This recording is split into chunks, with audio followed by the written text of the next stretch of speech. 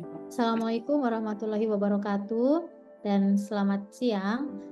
Terima kasih atas kesempatan yang diberikan. Pada kesempatan kali ini saya akan mencoba membawakan tugas dari kelompok 1 dengan judul konsep dasar statistik.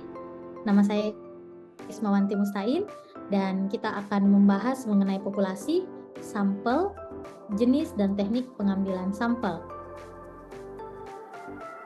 Sebagai pendahuluan bahwa penelitian itu adalah merupakan suatu proses kreatif, tujuannya untuk mengungkapkan suatu gejala melalui cara-cara tersendiri sehingga diperoleh suatu informasi. Penelitian itu juga dia bertujuan untuk menemukan jawaban atas pertanyaan melalui aplikasi prosedur ilmiah dan peneliti membutuhkan metode-metode khusus atau langkah-langkah yang tepat untuk memperoleh keakuratan penelitian dan bagaimana penganalisaannya terhadap objek. Dan populasi itu sendiri adalah dia suatu keseluruhan dari subjek atau objek penelitian, sementara sampel itu adalah sebagian dari populasi tersebut. Karakteristik populasi itu adalah parameter, sementara karakteristik sampel itu sendiri adalah statistik. Kalau populasi penelitian dia terbagi menjadi 2 kelompok, yaitu populasi target ditandai dengan karakteristik klinis dan demografis, serta populasi terjangkau yang ditandai dengan merupakan bagian dari populasi target yang dia terbatasi oleh tempat dan waktu. Seringkali peneliti itu menggunakan data sampel dibandingkan dengan data populasi. Ada banyak sekali pertimbangan yang menyebabkan hal itu terjadi, diantaranya adalah misalnya keterbatasan waktu oleh karena keterbatasan biaya atau misalnya karena keterbatasan tenaga.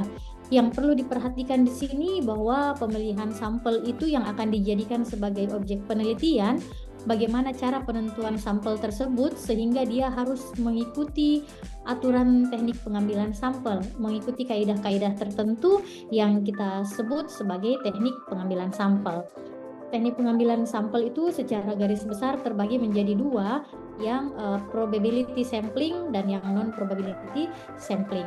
Pengumpulan sampel itu dia mempertimbangkan daerah generalis, bagaimana penetapan sifat-sifat populasi dan ketegasan batasan-batasannya, sumber-sumber informasi tentang populasi, bagaimana menetapkan besar kecilnya sampel, dan menetapkan teknik sampling yang akan digunakan.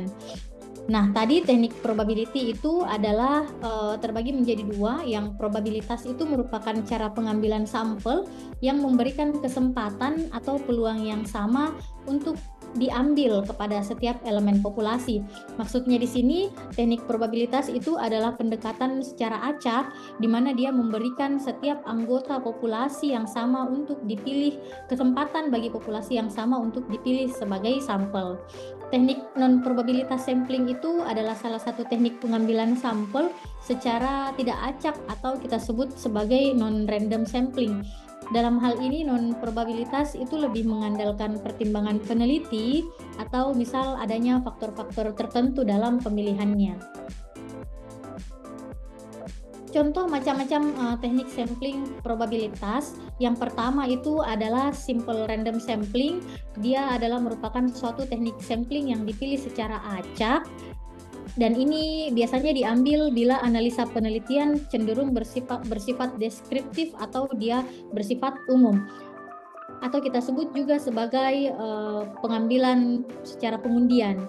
Yang kedua yaitu stratified random sampling, di mana merupakan suatu teknik sampling populasinya itu kita bagi ke dalam subpopulasi atau kita sebut sebagai strata karena mempunyai karakteristik yang heterogen, dan heterogenitasnya tersebut dia mempunyai arti yang signifikan terhadap pencapaian tujuan penelitian.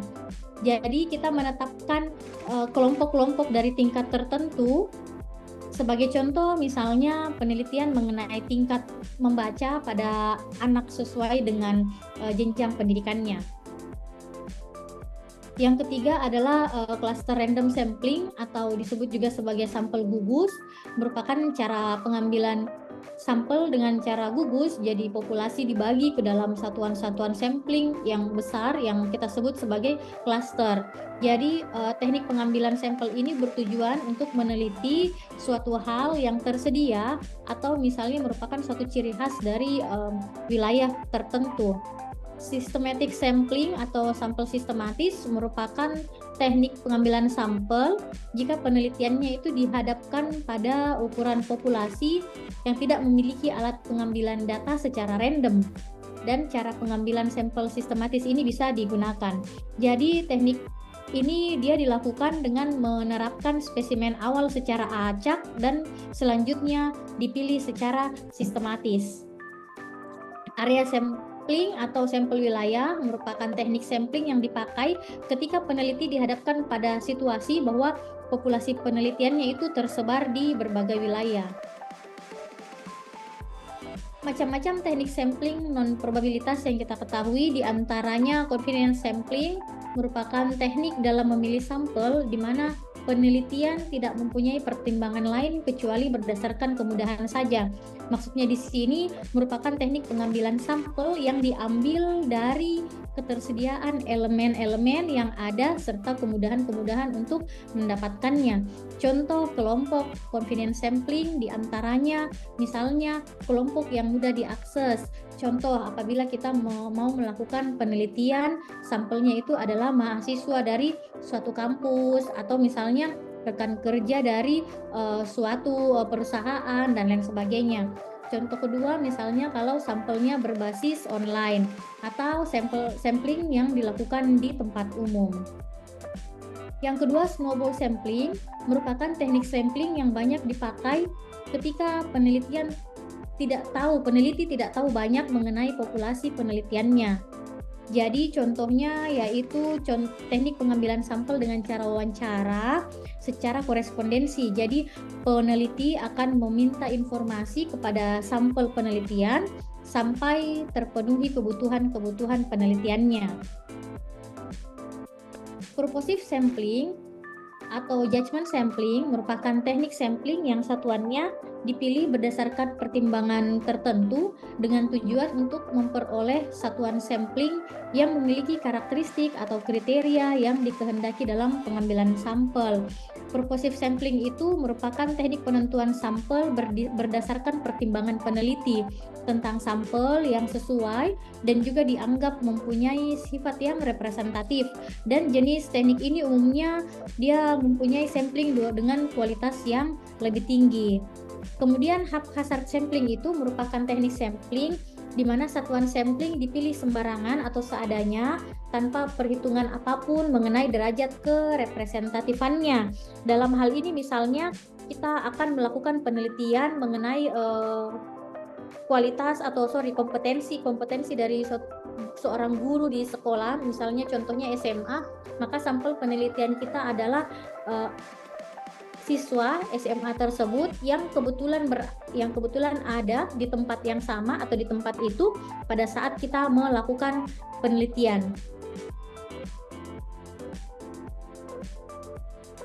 Nah, estimasi besar sampel itu dia usulan penelitian baik harus memuat perkiraan besaran sampel yang diperlukan. Tujuannya adalah supaya simpulan penelitian diperoleh mempunyai tingkat kepercayaan yang dikehendaki, dan apabila digunakan uji hipotesis, maka kemaknaan statistiknya juga dapat bermakna klinis.